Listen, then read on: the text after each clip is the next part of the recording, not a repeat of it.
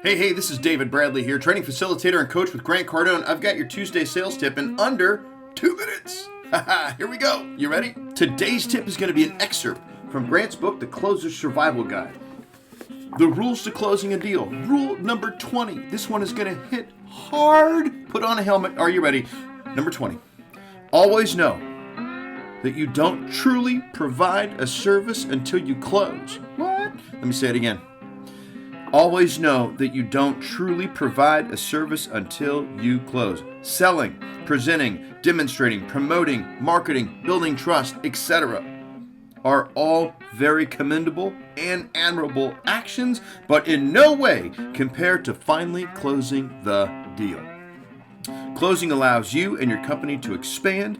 All the things that took place prior to the close were necessary to get to the close, but will not allow for expansion and survival.